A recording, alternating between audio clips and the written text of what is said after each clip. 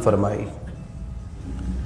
آج کے خطبہ جمعہ میں سیرت النبی صلی اللہ علیہ وسلم کا 16واں سال اور ہجرت والی زندگی کا تیسرا سال کہ ہجری جو سال 10 سال مدینہ میں آپ نے گزارے، بڑے بڑے واقعات رونما ہوئے۔ اس تیسرے سال میں اللہ نے مسلمانوں کی بڑی تربیت فرمائی، وراثت کے احکامات نازل فرمائے۔ وراثت میں کس کو کتنا حق ملے گا، کس کا کتنا مال ہے، ہر ایک کے احکامات اس تیسری ہجری میں اللہ نے اتارے۔ پھر اسی طرح غزوہ بدر جو کہ مکہ کے کافروں کے لیے ایک بہت ذلت آمیز شکست تھی، ان کے بڑے بڑے سردار مارے جا چکے تھے، ان کا غرور اور گھمنڈ ٹوٹ چکا تھا۔ مکہ کے ارد گرد جتنے قبائل تھے، قبیلے تھے، وہ سارے بیت اللہ کو اپنا مرکزی عبادت گاہ سمجھتے تھے کہ وہاں عبادت ہوتی ہے لات کی، منات کی، حبل کی، عزا کی، بڑے بڑے بتوں کی پوجا کی جاتی ہے۔ اب بدر میں شکست کے بعد ان قبیلوں کی توجہ مدینہ کی طرف ہو گئی کہ مدینہ بھی ایک طاقت ہے، مدینہ میں بھی کچھ لوگ ہیں جنہوں نے مکہ کو شکست دے دی۔ لیکن یہ سردار تھے، گھمنڈ تھا، غرور تھا، اس میں ڈوبے ہوئے یہ لوگ، انہوں نے سوچا بدلہ ضروری ہے، بدر کا بدلہ لینا ضروری ہے۔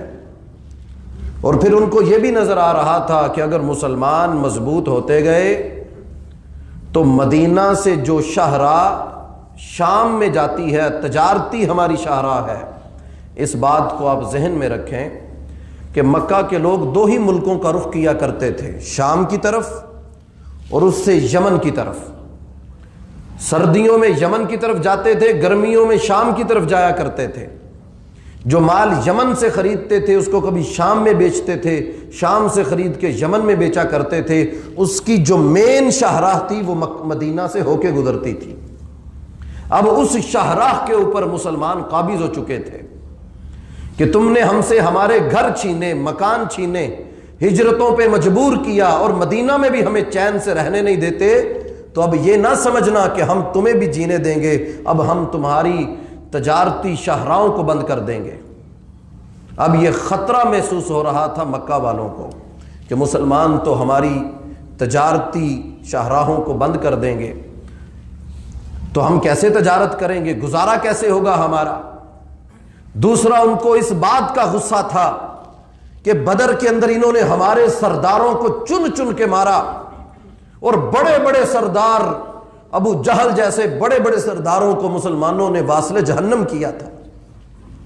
اب اس بات کا بھی غصہ تھا، اور ان کی عورتیں ان کے اوپر اشعار پڑھتی تھیں اور ان کو عار دلاتی تھیں کہ تم اپنے گھروں میں بیٹھے ہو، حتیٰ کہ تمہارے بڑے بدر میں قتل کر دیے گئے۔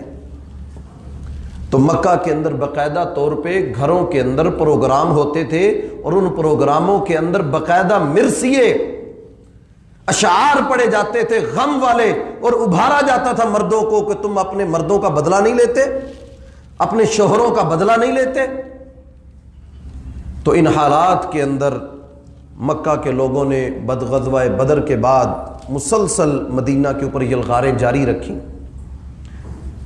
ایک شخص نبی صلی اللہ علیہ وسلم سے آ کے کہنے لگا کہ یہودی جو ہے نا، دیکھیں یہودی مدینہ میں آباد تھے، اب مدینہ کے اندر جب مسلمان فتح سے داخل ہوئے، اللہ نے عزت دی، خوشی، ہر طرف خوشی کی لہر تھی۔ یہودیوں کو یہ بات ہضم نہیں ہو رہی تھی کہ مسلمانوں کو فتح کیسے مل گئی، مشرکین مدینہ کو بھی یہ بات ہضم نہیں ہو رہی تھی، اور جو منافق چھپے ہوئے تھے اسلام کا لبادہ اوڑھ کے مدینہ کے اندر، عبداللہ بن ابی جیسے، ان کو بھی یہ بات ہضم نہیں ہو رہی تھی کہ مسلمان بدر میں جیت کیسے گئے، یہ بات ان کو ہضم نہیں ہو رہی تھی۔ یہودی ایک دن کہنے لگے نبی صلی اللہ علیہ وسلم سے، کہنے لگے وہ مکہ کے لوگ بڑے اناڑی تھے، ان کے پاس تجربہ نہیں تھا، تو کہیں یہ غلطی نہ کر دینا کہ ان کی جیت کو، ان کے سامنے جیتنے کو اپنے سامنے رکھ کے ہم سے بھی لڑائی مول لے لو، ایسا نہ کرنا۔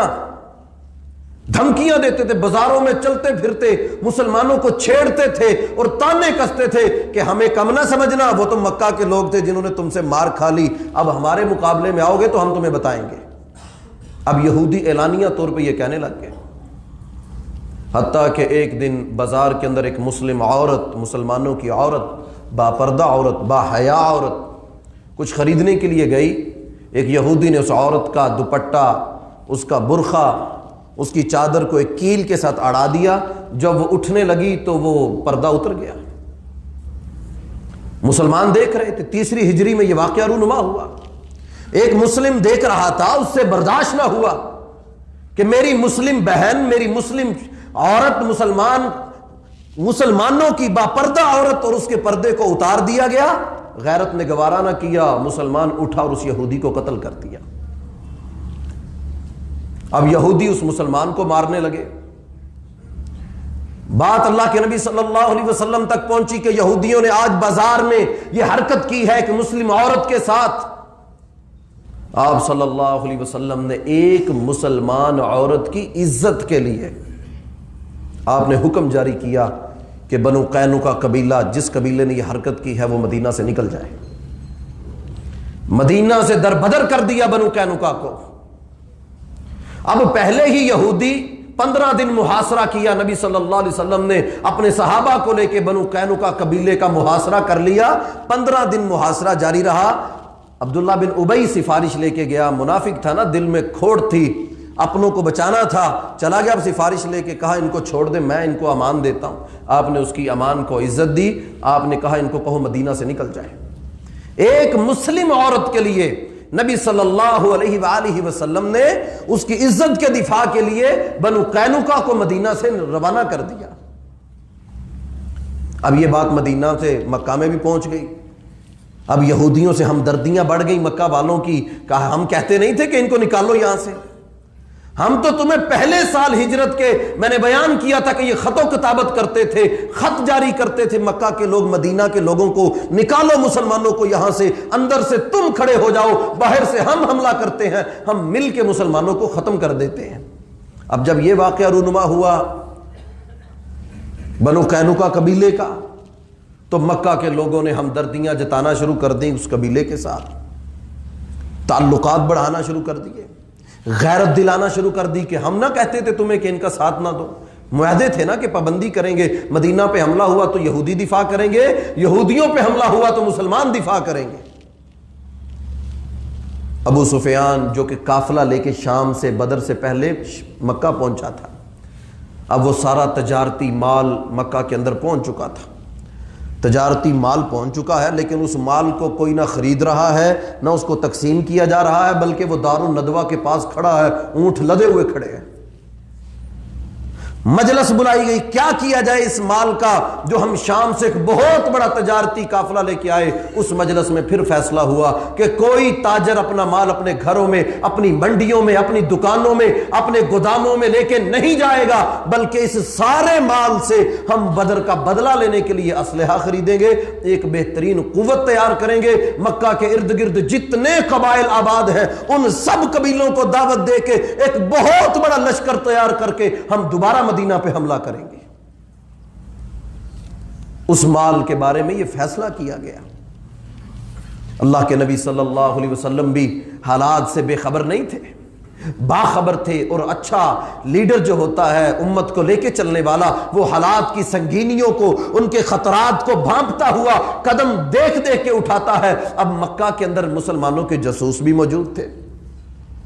عباس رضی اللہ تعالی عنہ نبی صلی اللہ علیہ وسلم کے سگے رشتہ دار، اب یہ مکہ میں تھے، انہوں نے کئی خط لکھے، اللہ کے نبی صلی اللہ علیہ وسلم میں ہجرت کر کے مدینہ آنا چاہتا ہوں۔ آپ نے فرمایا عباس تمہارا مکہ میں رہنا ہی بہتر ہے، کہ مکہ کے اندر جو سرگرمیاں مسلمانوں کے خلاف ہوتی، عباس رضی اللہ تعالی عنہ وہ کسی نہ کسی طریقے سے وہ روانہ کر دیتے، خط لکھ کے کہ یہ تیاری ہو رہی ہے، یہ پلاننگ کی جا رہی ہے، مکہ کے اندر یہ ساز و سامان ہے۔ باقاعدہ طور پہ اللہ کے نبی صلی اللہ علیہ وسلم کو خط جاری کیا کہ اس مال کے بارے میں یہ فیصلہ ہو چکا ہے کہ ابو سفیان جو قافلہ لایا تھا یہ سارے کا سارا مسلمانوں کے خلاف استعمال ہوگا۔ نبی صلی اللہ علیہ وسلم کو پتہ چلا ابو سفیان کچھ شاہ سوار لے کے چند ایک غزوہ بدر کے بعد ایک غزوہ ہوا جس کو غزوہ سویق کہا جاتا ہے، یہ اتنا معروف نہیں ہے، یہ چھوٹا سا مختصر سا غزوہ تھا۔ اس میں یہ ہوا ابو سفیان کچھ لوگوں کو لے کے آیا مکہ سے مدینہ میں، اور آ کے مسلمانوں کی کچھ چراگاہ پہ حملہ کر کے 2 مسلمانوں کو شہید کیا۔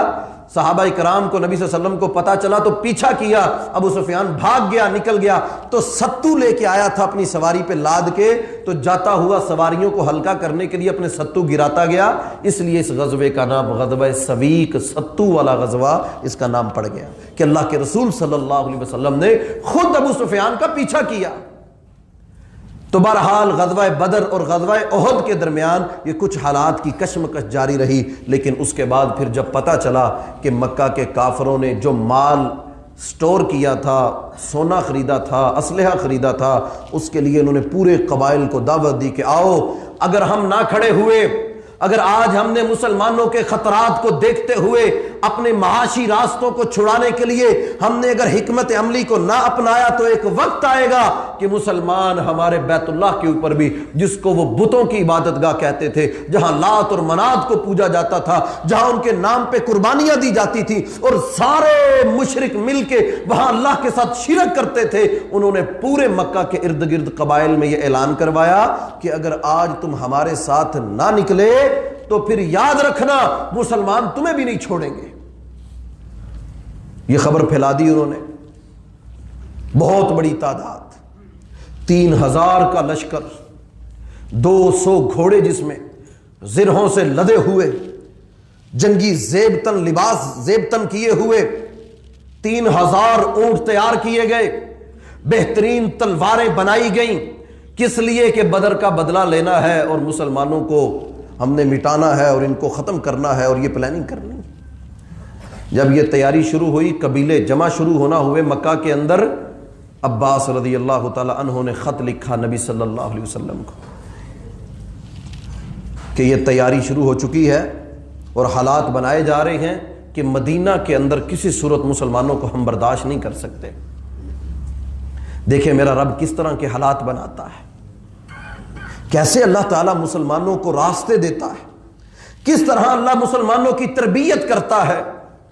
بدر کی فتح تھی اور قافلے کو روکنے کے لیے نکلے تھے، جنگ کے لیے نہیں نکلے تھے۔ حضرت عثمان جیسے کتنے ہی صحابہ ایسے تھے جو بدر کے موقع پہ جنگ بدر میں شامل نہیں ہو سکے تھے، غزوہ بدر میں شامل نہ ہو سکے۔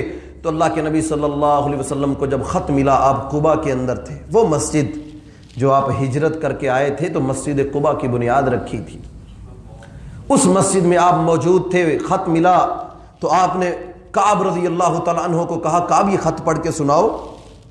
کعب نے خط پڑھا تو آپ نے فرمایا خاموش، یہ کسی کو بتانا نہیں، کیونکہ یہ کچھ باتیں ہیں جن کو ہوتا ہے، ہر بات عوام کو بتانے والی نہیں ہوتی، ہر بات رعایا کے لیے نہیں ہوتی، کچھ چیزیں کچھ راز ایسے ہوتے ہیں جس کو لیڈران، تنظیموں کے ذمہ داران اور بڑے اوپر لیول تک کہ یہ بات عوام تک نہیں۔ اب یہ بات اگر مدینہ میں پہنچتی تو ایک احرام مچ جانا تھا، افراتفری پھیل جانی تھی، ایک بہت بڑا لشکر اور پورا مکہ جمع ہو کے اور ارد گرد کے قبائل بتوں کے حابشین کو جمع کر کے، اپنے معاونین کو جمع کر کے مدینہ پہ حملہ کرنے لگے ہیں تو مسلمانوں کے حوصلے پست ہو جانے تھے۔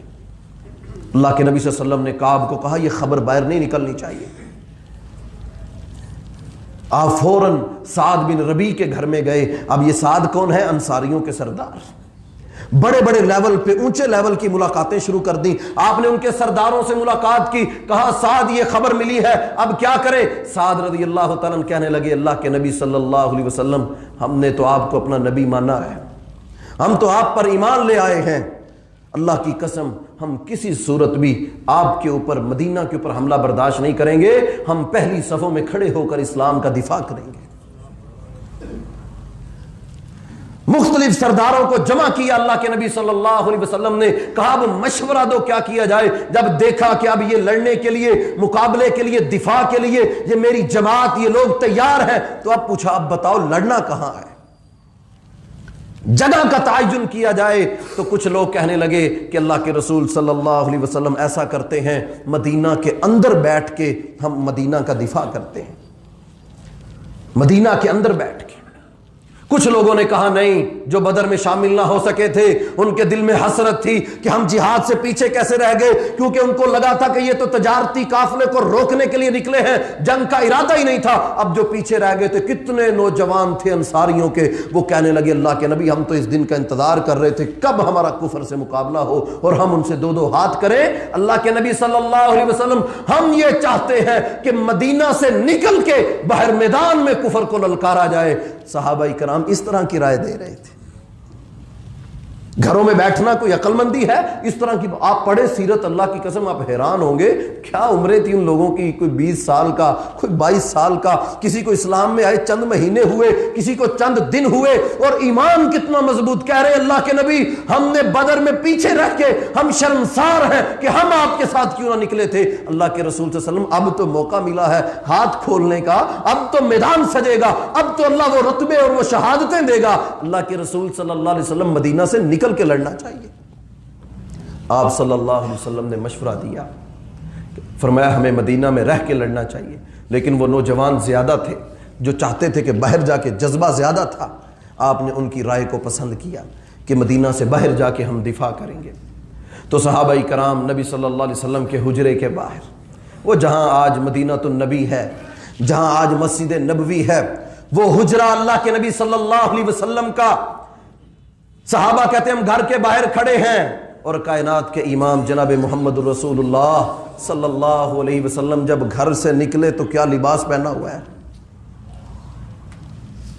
جنگی لباس زیب تن کیا ہوا، اپنے جسم پر زرہ کو پہنے ہوئے، سر کے اوپر خود کو پہنے ہوئے اور اپنی گردن میں تلوار کو لٹکائے ہوئے جناب محمد رسول اللہ صلی اللہ علیہ وسلم اپنے گھر سے نکلے۔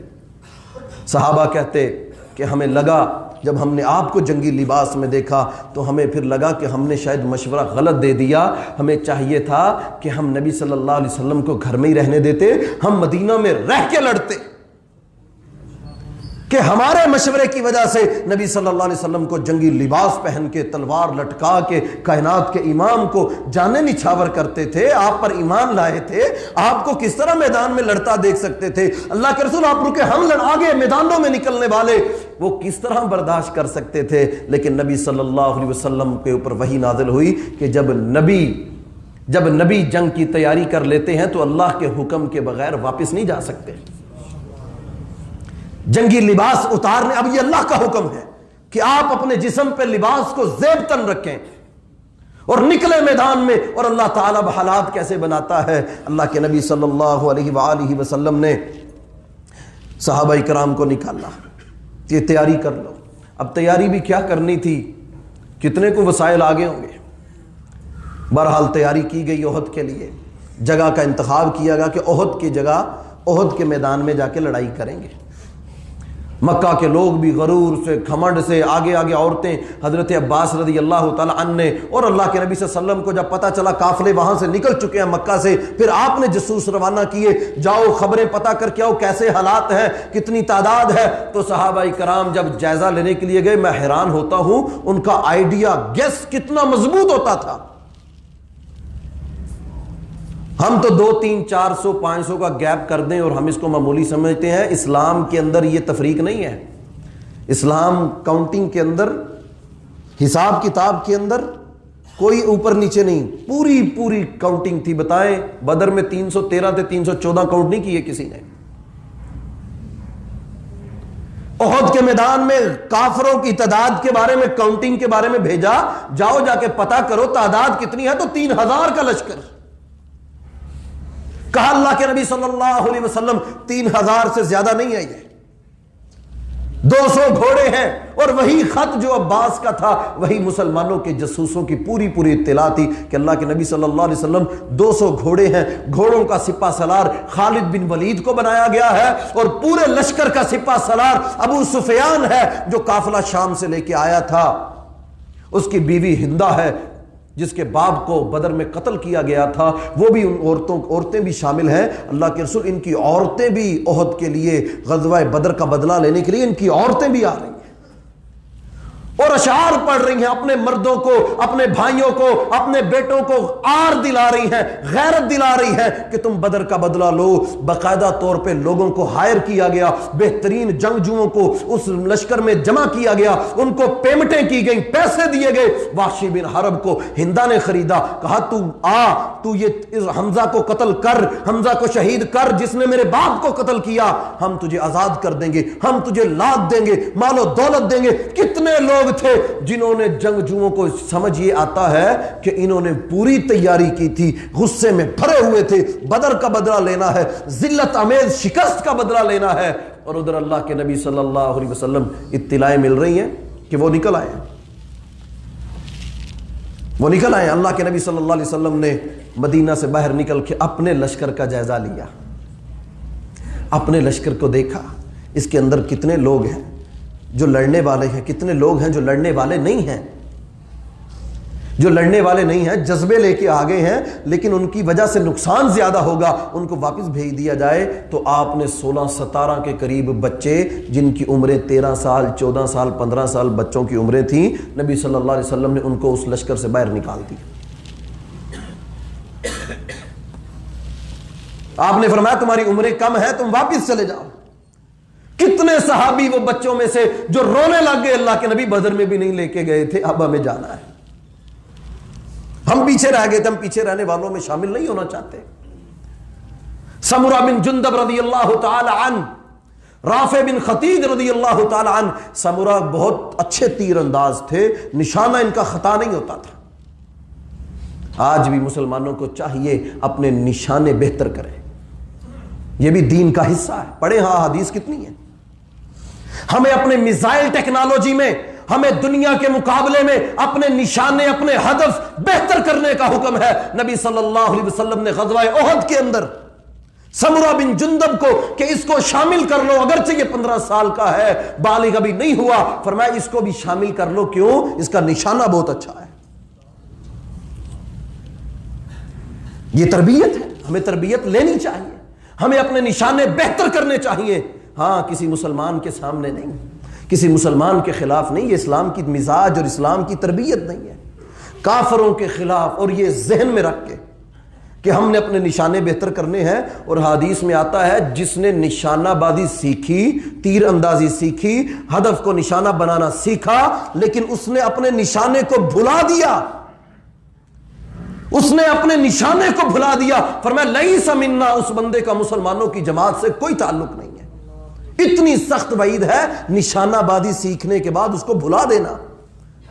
تو نشانہ سیکھنا کتنا عظیم عمل ہوگا. آپ نے سمرہ بن جندب کو اس لشکر میں شامل کر لیا, یہ بہتر تیر انداز ہے, اس کا نشانہ بہت اچھا ہے. آپ نے صحابہ اکرام سے پوچھا کیا واقعتاً اس کا نشانہ؟ فرمایا جی, اللہ کے نبی صلی اللہ علیہ وسلم یہ کمال کی تیر اندازی کرتا ہے, جو نشانہ باندھتا ہے ہدف کو پورا کرتا ہے. آپ نے فرمایا سمرہ کو بھی شامل کر لو. اب رافع رضی اللہ تعالیٰ عنہ, اب یہ بھی 15 سال کے تھے, جب ان کو پتا چلا کہ میرا جوڑی وال, میرا ہم عمر یہ شامل ہو گیا, میں پیچھے رہ گیا, فوراً اپنے باپ کے پاس گئے, جا کے کہنے لگے نبی صلی اللہ علیہ وسلم کے پاس جائیے اور ان سے کہیے کہ سمرہ کو رافع میرا بیٹا شکست دے دے گا, ان سے زیادہ طاقتور ہے. باپ اپنے بیٹے کے لیے گیا, اللہ کے رسول میرے بیٹے کو بھی جہاد میں شامل کر لو. باپ گیا اپنے بیٹے کی شکایت لے کے کہ اللہ کے رسول میرا بیٹا مجھے کہتا ہے کہ وہ سمرہ چلا گیا, میں پیچھے رہ گیا, مجھے بھی شامل ہونا ہے. اللہ کے نبی صلی اللہ علیہ وسلم کو کہنے لگا میرا بیٹا کہتا ہے سمرہ سے میری لڑائی کرا دو, کشتی کرا دو, اگر میں نے اس کو پچھاڑ دیا تو مجھے لے جانا, اگر میں ہار گیا تو مجھے چھوڑ جانا. دونوں کی کشتی کروائی گئی, رافع رضی اللہ تعالیٰ وہ جیت گئے. آپ نے فرمایا چلو رافع تمہیں بھی لے. یہ جذبہ تھا اس وقت. عمر بن جموح رضی اللہ تعالیٰ عنہ بت کے پجاری تھے, ایک بت رکھا ہوا تھا, ہر روز اس کو خوشبو لگاتے تھے, پوجتے تھے, عبادت کرتے تھے. ان کا بیٹا معاذ اور معوذ جو ہم نے پچھلے خطبہ جمعہ میں بیان کیا, ابو جہل کو مارنے والے, ان کا باپ عمر بن جموح رضی اللہ تعالی عنہ بت کا پجاری تھا. دونوں بیٹے مسلمان ہو گئے. اپنے باپ کو بت پوجتے ہوئے دیکھتے تو ہر روز سوچتے ہم اپنے باپ کو اسلام کی طرف کیسے لے کے آئے. ہر روز بت اٹھاتے, گھر سے جا کے باہر پھینک دیتے. باپ ہر روز صبح اٹھتا دیکھتا بت غائب ہے. ڈھونڈتا تو جا کے دیکھتا کسی روڑی پہ پڑا ہوا ہے، اٹھا کے لاتا، خوشبو لگاتا، پھر پیار کرتا اور کہتا کہ کس ظالم نے یہ کر دیا۔ بیٹے اب یہ معاملہ دیکھتے، ہر روز یہ عمل ہوتا۔ ایک دن بیٹوں نے اٹھا کے اس بت کو ایک کنویں کے اندر گرا دیا۔ معاذ اور معوذ دونوں بیٹے اپنے باپ کو اسلام کی طرف لانے والے، آج بھی ہے نا لوگ ایسے، بیٹے ہی ہیں کتنے اللہ کی قسم اپنے والدین کا قبلہ درست کر دیتے ہیں، صراط مستقیم پہ لے آتے ہیں۔ معاذ اور معوذ اپنے باپ کو اسلام کی طرف لانا تھا۔ باپ نے جب کنویں کے اندر لدا پدا، حتیٰ کہ ایک دفعہ تو اپنے بت کے گردن میں تلوار لٹکا دی، کہنے لگا کہ اگر کوئی اب تجھے اٹھائے تو اس کو تو خود اس کا دفاع کرنا۔ دیکھا تو تلوار سمیت وہ گڑھے کے اندر پڑا ہوا ہے۔ جب اس کو اٹھانے لگے تو کہنے لگے تو اپنا دفاع نہیں کرتا، میرا کیا کرے گا؟ میرے بیٹے صحیح کہتے تھے کہ تو کسی چیز کا مالک نہیں ہے، نہ نفع کا نہ نقصان کا، میں اللہ وحدہ لا شریک پہ ایمان لاتا ہوں، اسلام میں داخل ہوں گے۔ غزوہ احد میں عمر بن جمو، یہی صحابی جو اسلام قبول کیا، عمر بن جبو رضی اللہ تعالیٰ عنہ، غزوہ احد میں پاؤں سے لنگڑاتے تھے، لنگڑا پن معذوری پن تھا۔ اب اسلام کے اندر یہ ایک عذر تھا اور اس عذر کی بنیاد پہ وہ جہاد سے پیچھے رہ سکتے تھے۔ 4 بیٹے ان کے، معاذ، معوذ، ایمن اور ایک اور بیٹا ان کا، چاروں بیٹے غزوہ احد میں لڑنے کے لیے جنگی لباس زیب تن کیے ہوئے، اور اپنے باپ کو کہتے ہیں ہم آپ کو نہیں جانے دیں گے، آپ معذور ہیں، اسلام عذر کی حیا کرتا ہے، آپ بغیر شامل ہوئے بھی اجر میں شامل ہیں۔ لیکن باپ اللہ کے رسول کے پاس چلا گیا، عمر باپ اللہ کے رسول کے پاس کہنے لگے اللہ کے رسول میرے بیٹے خود تو مقام اور مرتبے میں آپ کے ساتھ مل کے اللہ کے رسول احد کے میدان میں جانا چاہتے ہیں، لیکن مجھے روکتے ہیں، ان کو کہیے نا مجھے نہ روکیں۔ تو پھر کہنے لگے اللہ کے رسول صلی اللہ علیہ وسلم میں ٹانگ سے معذور ہوں، لنگڑاتا ہوں، تو کیا میں جنت میں جاؤں گا جب تو جنت کے اندر میری معذوری ختم ہو جائے گی؟ آپ نے فرمایا ہاں عمر تیری معذوری ختم ہو جائے گی۔ تو کہنے لگے اللہ کے رسول میرا بھی دل یہ چاہتا ہے کہ میں جنت میں جب جاؤں، اللہ کی جنت میں، تو میرے پاؤں کی معذوری لنگڑاتا لنگڑاتا، کہ اللہ کے رسول لنگڑاتا لنگڑاتا جنت میں جانا چاہتا ہوں۔ اللہ کے رسول صلی اللہ علیہ وسلم نے یہ جذبہ دیکھا تو ان کے بیٹوں کو کہا اپنے باپ کو نہ روکو۔ جوان مردی سے لڑے تھے، شہید ہو گئے غزوہ احد کے اندر۔ حذیفہ، حنظلہ، کسی نے بتایا نہیں تھا کہ احد کی تیاری ہو رہی ہے، شادی میں مصروف تھے، شادی ہو گئی، نئی نویلی دلہن تھی، دلہن کے پاس ابھی گئے ہیں، ہم بستری کر چکے ہیں، کسی نے دروازے پہ دستک دی یا اعلان کر دیا مسلمانوں چلو تمہارے نبی چل رہے ہیں احد کے میدان کے لیے۔ حنظلہ نے نہ آؤ دیکھا نہ تاؤ دیکھا، اٹھے تلوار اٹھائی، نئی نویلی دلہن کو بستر پہ چھوڑ کے اللہ کے نبی کے ساتھ جہاد میں شامل ہو گئے۔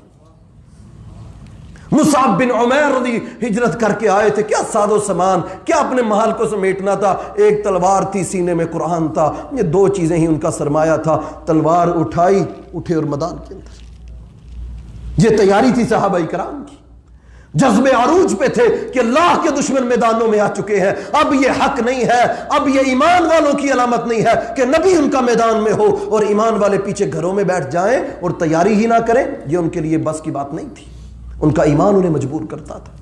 بہرحال غزوہ احد کے اندر اللہ تعالیٰ نے مسلمانوں کو کافروں کے سامنے کھڑا کیا۔ اب غزوہ احد، یہ احد پہاڑ ہے، 2 پہاڑ رائٹ لیفٹ اور ایک بیک پہ۔ مسلمانوں کا جب لشکر وہاں پہنچا تو نبی صلی اللہ علیہ وسلم نے 50 تیر اندازوں کو، 50 تیر اندازوں کو حکم دیا کہ تم اس درے کے اوپر کھڑے ہو جاؤ، عبداللہ بن جبیر رضی اللہ تعالیٰ تمہارا امیر ہے، اس امیر کی اطاعت کرنا، اور میں تمہیں حکم دیتا ہوں اگر فتح ہو یا شکست ہو کسی صورت تم نے اس درے کو نہیں چھوڑنا۔ وہ درہ کیا تھا؟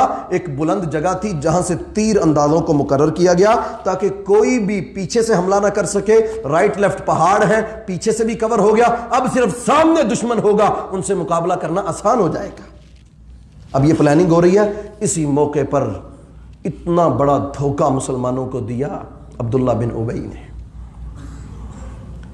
کہنے لگا جب کافروں کو سامنے دیکھا، ابھی آج بھی یہی کیفیت ہوتی ہے، یہ پڑھا کرے منافقین کی خصلتیں، قرآن بھرا پڑا ہے، کہیں ہم تو نہیں ان میں شامل ہو جاتے؟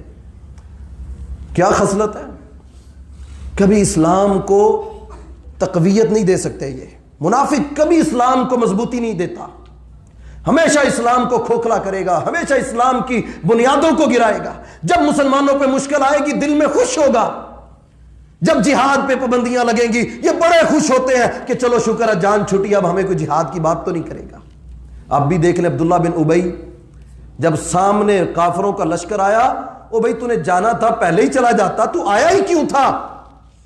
دشمن کے سامنے جب ضرورت تھی کہ مسلمان اتحاد شو کرتے، ہم ایک ہیں، ہم لڑنے کے لیے، اس موقع پر 300 افراد کو عبداللہ بن ابی سائیڈ پہ کر کے کہتا میں تو واپس جا رہا ہوں۔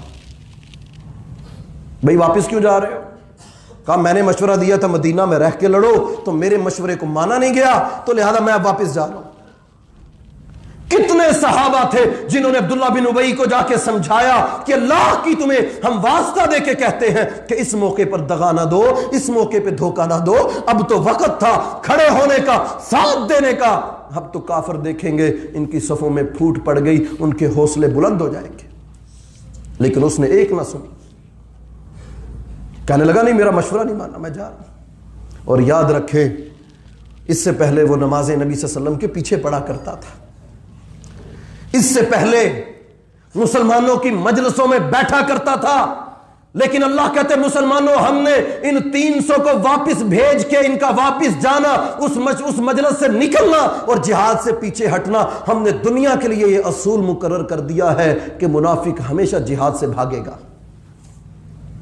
چھاننی لگ، تم کبھی فرق نہیں کر پاؤ گے۔ منافق نماز بھی پڑھے گا، قرآن بھی پڑھے گا، تلاوتیں بھی کرے گا، حج اور عمرے بھی کرے گا، لیکن نفاق کا پتہ جہاد کے میدانوں میں چلتا ہے۔ جب جہاد کی بات ہوگی تم دیکھ لینا اس کے تیور کیا ہیں، اگر تمہیں لگے مسلمانوں کے حق میں ہے، ہاں یہ بھی فرمایا یہ بعض دفعہ سورہ انفال سورہ توبہ پڑھے، اللہ نے کھل کے ان کے بارے میں بیان کیا ہے، ایک ایک چیز ان کی کیفیت کیا ہوتی ہے۔ جب مسلمانوں کے اندر آئیں گے کہیں گے جناب ہمیں بڑی خوشی ہوئی، آپ کے یہ حالات ہیں، اور جب مسلمانوں سے نکلیں گے تو جا کے دوسروں کے سامنے کہیں گے یہ تو ہے ہی ایسے، دو چہروں والے ہوتے ہیں۔ فرمایا مسلمانوں کے اندر اور طرح مسلمانوں سے نکلتے ہیں تو ان کا رنگ، ان کی شکل صورت، فرمایا سب سے بڑے دشمن اسلام کے، سب سے بڑے مسلمانوں میں سے یہ منافق ہوتے ہیں۔ ان المنافقین فی الدرک الاسفل من النار، جہنم کے سب سے نچلے گڑھے میں اگر کوئی ہوگا تو یہ منافق ہوں گے۔ فرمایا مومن جھوٹا ہو سکتا ہے، مومن سے غلط کاری ہو سکتی ہے، لیکن مومن منافق نہیں ہو سکتا۔ منافقین سے اللہ تعالیٰ اس امت کو محفوظ فرمائے۔ اب سامنے نظر آ رہا تھا 3000 کا لشکر، اب ان کو نظر آ رہا تھا کہ ہم تو 1000 ہیں، اب یہ 3000 مقابلہ جوڑ نہیں بنتا کوئی۔ ان کو نظر آ رہا تھا اب تو جان دینی پڑے گی، اب تو تیر اور تلواریں چلیں گی، اب تو شہادت بھی ہوگی، تو اب یہ شہادت سے بھاگتے ہیں ویسے ہی، تو وہاں سے انہوں نے رخ پھوڑا واپس۔ اتنا بڑا دھوکہ دیا مسلمانوں کو اس موقع پر جب ضرورت تھی اسلام کو، انہوں نے اس موقع پر بھی اللہ کے رسول صلی اللہ علیہ وسلم کے ساتھ دھوکہ ہی کیا۔ اللہ نے پھر آیتیں اتاری کہ مسلمانوں حتی یمیز الخبیث من الطیب، تمہارا رب ہے جو پاک کو الگ کرتا ہے اور خبیث کو الگ کرتا ہے، تمہارا رب ہی ہے جو علیحدہ کر کھوٹے کھرے کو الگ کر دیتا ہے، تمہارا رب ہی ہے جو تفریق چھاننی ہے۔ اللہ کی قسم جہاد چھاننی ہے، جہاد سے ہی پتہ چلتا ہے اس بندے کے اندر ایمان کا لیول کیا ہے۔ بغض تو نہیں اس کے سینے میں اسلام کے خلاف، یہ جہاد کو کہیں نفرت کا، تعصب کا، دہشت گردی تو نہیں سمجھتا۔ دنیا کا کافر جو مرضی کہے، میرے نبی تو عہد کے میدان میں سینے پہ زرہ پہن کے، گردن میں ذوالفقار نامی تلوار لٹکا کے نکلے تھے، اور آپ نے میدان کے اندر کہا 50 تیر انداز اوپر کھڑے ہو جاؤ، پھر آپ نے اپنی تلوار کو نکالا اور فرمایا کون ہے من یاخذ ھذا السیف بحقہ، تم میں سے کون ہے جو میں محمد صلی اللہ علیہ وسلم کی اس تلوار کا حق ادا کرے گا۔ حضرت علی نے ہاتھ کھڑا کیا، حضرت زبیر نے ہاتھ کھڑا کیا، حضرت طلحہ نے ہاتھ کھڑا کیا، حضرت ابو دجانہ نے ہاتھ کھڑا کیا، اللہ کے نبی یہ تلوار ہمیں دیں۔ ایک نے پوچھا اللہ کے رسول اس کا حق کیا ہے، اس تلوار کا حق کیا ہے؟ فرمایا اس تلوار کو اتنا چلایا جائے، اتنی گردنیں اس سے اڑائی جائیں اللہ کے دشمنوں کی، کہ اس تلوار کی جو شیپ ہے، اس کی جو شکل و صورت ہے، یہ بدل جائے، اتنا اس کا حق ادا کیا جائے، اور اس تلوار سے کسی عورت کی گردن نہ کاٹی جائے۔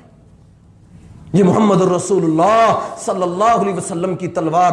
حضرت علی کہتے ہیں آپ صلی اللہ علیہ وسلم نے مجھے بھی اگنور کر دیا، زبیر کو بھی اگنور کر دیا، طلحہ کو بھی اگنور، عمر بن خطاب کو اگنور، آپ نے ابو دجانہ کو کھڑا کیا۔ آپ نے فرمایا ابو دجانہ یہ میں تجھے تلوار دیتا ہوں، یہ محمد رسول اللہ صلی اللہ علیہ وسلم کی تلوار ہے، اس تلوار کا تو نے حق ادا کرنا ہے۔ زبیر کہتے ہیں میں اللہ کے رسول کی سگی پھپھی صفیہ کا بیٹا تھا، میرے دل میں یہ بات آئی کہ مجھے کیوں نہ دی گئی، اللہ کے رسول کی تلوار تھی، میں نے کہا کہ مجھ سے زیادہ یہ بہادر ہے، میں دیکھوں تو صحیح۔ کہتے میں نے ابو دجانہ کا پیچھا کیا، کہتے میں دنگ اور حیران رہ گیا کہ ابو دجانہ نے سرخ رنگ کی پٹی اپنے ماتھے پہ باندھ لی اور شعر اور اشعار پڑھتے، کہتے جس صف میں گھستے، جس طرف رخ کرتے، کہتے ان کے پشتوں کے پشت گرا دیتے، کتنے لوگوں کو جہنم واصل کر دیتے۔ کہتے ہندا سامنے آ گئی، ابو سفیان کی بیوی سامنے آ گئی، تلوار کا وار کرنے لگے، رک گئے۔ تو کہتے میں نے بعد میں پوچھا ابو دجانہ تو رک کیوں گیا؟ کہا میں نہیں چاہتا تھا کہ محمد رسول اللہ کی تلوار ہو اور اس سے ایک عورت کی گردن کو کاٹا جائے۔ کہتے اتنا لڑے اس تلوار کے ساتھ حتیٰ کہ تلوار کے اندر دندانے پڑ گئے، اتنا لڑے۔ یہ غزوہ احد ہے، لیکن کون جانتا تھا کہ حالات بدلنے والے ہیں۔ وہ جو مقابل آئے تھے مٹا دیں گے، ختم کر دیں گے، اسلام کی بڑھتی ہوئی قوت کو ختم کر دیں گے، ان کو ختم کرو، یہ دنیا میں امن کے، یہ مدینہ میں بیٹھ کے ہمارے اوپر حملے کی باتیں کرتے ہیں، ہماری شاہراہوں پہ قابض، کہتے ہیں ان کو ختم کر دو۔ اللہ نے ایسا حالات کا پینترا بدلا کہ 37 لوگ ان کے پہلے ہی حملے میں کٹ گئے۔ وہ لوگ جو مارنے آئے تھے اپنی عورتوں سمیت واپس بھاگ رہے تھے۔ لیکن پھر ایک غلطی ہو گئی، پھر ایک ایسا اطاعت، امیر کی اطاعت، عبداللہ بن جبیر امیر بنا دیے گئے، اس کی اطاعت کرنا، اگرچہ ہم فتح بھی ہو جائیں تم پھر بھی نیچے نہ اترنا، اللہ کے رسول کا حکم تھا۔ لیکن کچھ لوگوں نے اجتہاد کیا، کہا نہیں، آج بھی کرتے نا لوگ، حدیث آ جائے، اللہ کے رسول کی بات بھی آ جائے، کہتے نہیں جی یہ بھی ٹھیک ہے، یہ بھی جائز ہے، یہ بھی کر لو۔ اور میرے بھائیو یاد رکھو، جب نبی کی بات آ جائے پھر اس کے مقابل کعبے کا امام ہو، ہم اس کی بات کو بھی رد کرتے ہیں۔ اس کے بعد جو بڑی دنیا کے ولی بھی جمع ہو جائیں، جب نبی نے کہہ دیا پھر دنیا کا ابو بکر کہے، عمر کہے، عثمان کہے، علی کہے، یہ سب ہمارے سروں کے تاج، لیکن جب نبی کی بات آئے پھر ہم ان کی بات کو بھی اہمیت نہیں دیتے۔ یہ ہمارا ایمان ہے، یہ عقیدہ ہے ہم مسلمانوں کا۔ ان لوگوں نے بات کو نہ مانا، اجتہاد کیا۔ وہ اجتہاد کیا تھا؟ وہ میدان جس کے اندر مسلمان صحابہ کرام دشمن کو بھگا رہے تھے، اب اس میدان کا منظر یہ ہے کہ خالد بن ولید نے وہ درہ چھوٹ گیا 50 لوگوں سے، جو 50 تیر انداز پیچھے تھے، وہ درہ چھوڑ بیٹھے، مال غنیمت جمع کرنے لگ گئے کہ مسلمان تو فتح ہو گئے، وہ بھاگ گئے۔ نظر آ رہا تھا دور سے کہ گھوڑے بھی بھاگ رہے ہیں، اونٹ بھی، عورتیں بھی، تو اب صاف نظر آ رہا تھا کہ اب مسلمانوں کو اللہ نے مال غنیمت سے نواز دیا ہے، اب ان کا بھی یہ اجتہاد درست تھا، لیکن نبی کی بات کو ماننا بہتر تھا، نہ ماننا۔ اس کا نقصان کیا ہوا؟ حضرت حمزہ بھی شہید ہو گئے، حضرت مصعب بن عمیر بھی شہید ہو گئے، 70 صحابہ کرام شہید ہو گئے۔ وہ میدان جس میدان کے اندر فتح کے جھنڈے گاڑ چکے تھے، اس میدان میں اب یہ منظر ہے، کسی کا بھائی شہید ہو چکا ہے، کسی کا باپ شہید ہو چکا ہے، کسی کا بیٹا، اللہ کے رسول کا سگا چچا حمزہ شہید ہو چکے ہیں، انس بن نضر شہید ہو چکے ہیں۔ حتیٰ کہ میدان میں یہ کیفیت تھی کہ اللہ کے رسول صلی اللہ علیہ وسلم کے اوپر تیر اندازوں نے تیر برسانے شروع کر دیے تھے، میدان کا منظر ہی بدل گیا، لاشیں اٹھا رہے ہیں مسلمان۔ اللہ کے رسول صلی اللہ علیہ وسلم کہہ رہے ہیں کون ہے جو میرا دفاع کرے گا؟ ام عمارہ رضی اللہ تعالیٰ عنہ آگے آئی، حضرت ام سلیت رضی اللہ تعالیٰ عنہ آگے آئیں، 9 صحابی، ابو طلحہ انصاری رضی اللہ، کچھ بھی نہیں تھا، کہتے میرے پاس ڈھال نہیں تھی، تیر آ رہے تھے، میں اپنے ہاتھ آگے کر کر کے تیروں کو روک رہا تھا، اپنے سینے کو آگے، تیر میرے سینے میں لگ رہے تھے۔ آپ نے کہا تھا، حضرت علی جب جنگ سے فارغ ہو گئے تو حضرت فاطمہ رضی اللہ تعالیٰ عنہ وہ تلوار کو دھو، خون لگا ہوا کافروں کا، تو ہماری ماں سردار جنتی عورتوں کی سردار حضرت علی کی تلوار سے خون کو صاف کر رہی ہیں، تو کہنے لگے علی تیری تلوار نے تو بڑا کام کیا، لیکن میرے طلحہ نے بھی آج بڑا کام کیا ہے۔ ہر میدان کا کوئی بڑا نام ہوتا ہے. فرمایا احد کے اندر طلحہ نے کمال جوہر دکھائے ہیں. طلحہ جیسا تو کوئی نہ لڑا. وہ طلحہ نے کیسے لڑا؟ طلحہ اکیلے نبی کے دفاع کے اندر 9 انصاری صحابی ایک ایک کر کے شہید ہوتے گئے. نبی صلی اللہ علیہ وسلم کے دفاع میں حالات اتنے آگے کہ بدبخت نے وار کیا کہ نبی صلی اللہ علیہ وسلم نے جو اپنے سر پہ خود پہنی تھی وہ آپ کے دانتوں کے اندر لگ گئی. 2 دانت مبارک شہید ہو گئے. وہ میدان جس میں فتح تھی، مسلمان گھبرا گئے، تلواریں زمینوں میں گاڑ کے سر اوپر رکھ کے بیٹھ گئے کہ اب کیا کریں. مصعب جب شہید ہوئے لوگوں نے اطلاع دے دی کہ لگتا ہے نعوذ باللہ من ذالک، نعوذ باللہ کہ اللہ کے رسول کو شہید کر دیا گیا.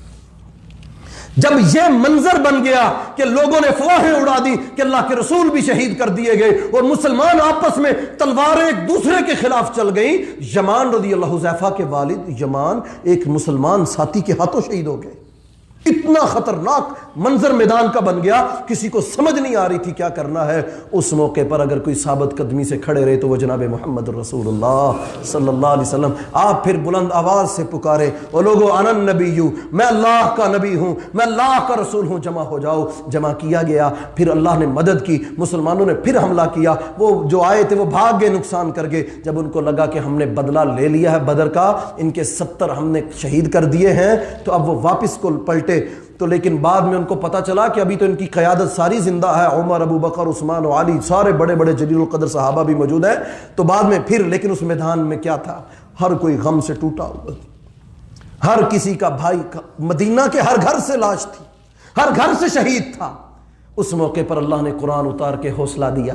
اور مسلمانوں، ہر وقت یہ نہیں ہوتا کہ فتح ہی فتح، کبھی میدانوں میں ایسا بھی ہو جاتا ہے، کبھی تمہیں اپنے بیٹے بھی پیش کرنا پڑتے ہیں، کبھی تمہیں مال بھی کھونا پڑتا ہے. ام حسبتم ان تدخلوا الجنہ، تم کیا سمجھتے تھے کہ جنت ایسے مل جائے گی، ہمیں قربانیاں نہ دینا پڑیں گی، ہمیں اللہ کی راہ میں آزمائشیں نہیں آئیں گی؟ تم کیا سمجھتے تھے کہ اب بدر میں ہم نے ان کو پچھاڑ دیا، اب احد میں بھی ایسا ہی ہوگا؟ اللہ کہتے ہیں ایسا نہیں، میدانوں میں ایسا ہوتا ہے. تم میدانوں کے لوگ ہو، تم اور آگے نکل. تمہیں علم ہونا چاہیے کبھی مشکلیں بھی آتی ہیں، کبھی آزمائشیں بھی آتی ہیں، کبھی کٹھن حالات آتے ہیں، کبھی اتنی تکلیفیں آتی ہیں کہ اپنے چچا کو قبر میں اتارنا پڑتا ہے، کبھی اتنی تکلیفیں آتی ہیں باپ اپنے کو قبر میں اتارنا پڑتا ہے، کبھی اتنی تکلیفیں اپنے بیٹوں کو. کتنے باپ تھے جنہوں نے اپنے بیٹوں کو قبروں میں اتارا تھا. اللہ نے یہ تربیت کی مسلمانوں کی کہ تمہاری شکست نہیں، یہ بھی فتح ہے کہ تمہارا رب تمہیں اس کے اندر تربیت یہ کرتا ہے کہ کٹھن حالات بھی آ جاتے ہیں، گھبرانا نہیں، میدان نہیں چھوڑنا. یہ بزدلوں کا کام ہے میدان کو چھوڑ دینا، ایک رستے پہ چل رہے اس سے پیچھے ہٹ جانا. فرمایا عقل مند لوگ، صاحب بصیرت لوگ، ان کے سامنے یہ غزوہ احد کی مثال ہے کہ جب مسلمانوں نے ایک غلطی کی اس کی سزا مل گئی، اور لیکن اس نقصان کے بعد اللہ نے قرآن اتارا، حوصلے دیے. مسلمانوں، تم نے کبھی یہ آزمائشیں آتی ہیں، یہ رستہ ایسا ہے، یہ حالات ایسے ہیں. بہرحال غزوہ احد کے اندر 70 کے قریب مسلمان شہادت پا چکے تھے. انا للہ و انا الیہ راجعون. اللہ تعالیٰ ان پہ اپنا رحم فرمائے. ان لوگوں نے دین اسلام کی سربلندی کے لیے اپنے آپ کو پیش کیا. 3 ہجری کے اندر یہ مارکا ہوا حق اور باطل کا. لیکن اس کے بعد مسلمان سمجھ گئے کہ حالات کبھی بھی کچھ بھی ہو سکتے ہیں، ہمیں ہر طرح کے حالات کے لیے تیار رہنا چاہیے. پھر اس کی پلاننگ آگے کیسے ہوئی انشاءاللہ ہم اپنے اگلے خطبات جمعہ میں یہ بیان کریں گے. لیکن اس کے بعد جب یہ ابو سفیان نکل گیا، پھر اس کو یاد آیا اور لوگوں نے مشورہ دیا کہ ابھی تو اللہ کے رسول بھی زندہ ہیں، حضرت عمر بھی، حضرت ابو بکر بھی، اور بڑے بڑے جلیل القدر صحابہ ابھی تو زندہ ہیں. پھر یہ واپس آئے کہ اب ہم پھر، اور میں قربان جاؤں صحابہ کرام پہ، بیٹے شہید ہو چکے ہیں، باپ شہید ہو چکے ہیں، رشتہ دار شہید ہو چکے ہیں. اللہ کے رسول کی سگی پھپھی کا بیٹا شہید ہو چکا ہے، آپ کے چچا شہید ہو چکے ہیں، خون کے رشتے ہیں، جنازے پڑے جا رہے ہیں اور تعزیتیں کی جا رہی ہیں. پتہ چلا ابو سفیان پھر آ رہا ہے. آپ نے فرمایا میرے صحابہ چلو اٹھو، پھر مقابلہ کرنا، اٹھو پھر جانا ہے. اور میں حیران ہوتا ہوں، اللہ کی قسم کیا ایمان تھا صحابہ کا. پھر اٹھے اور پھر چلے. کہتے ہم میں سے کتنے تھے کسی کا بازو کٹا ہوا تھا، کسی کے پاؤں پھٹے ہوئے تھے، لیکن جب ہمارے نبی نے ہمیں کہا نا اٹھو جانا ہے، ابو سفیان پھر آ رہا ہے. کہتے اللہ کی قسم ہم پہلے سے زیادہ عزم کے ساتھ، پہلے سے زیادہ ایمان کے ساتھ ہم پھر اپنے نبی کا حکم مان کے میدانوں میں نکل آئے. جب ابو سفیان کو پتا چلا یہ مسلمان تو مار کھانے کے باوجود پھر ویسے ہی ہیں, پھر وہ بھاگ گئے. بہرحال یہ 3 ہجری کے اندر اللہ نے مسلمانوں کے ساتھ یہ جو واقعہ رونما ہوا, اس کے اندر بہت بڑے بڑے اسباق تھے, صحابہ کرام کے ایمان افروز واقعات جو مجھ سے بیان ہو سکے میں نے بیان کیے. وقت کے لیے معذرت اوپر ہو چکا ہے. اللہ تعالی ہم سب کو معاف فرمائے اور عمل کی توفیق عطا فرمائے. وآخر دعوانا ان الحمد للہ رب العالمین.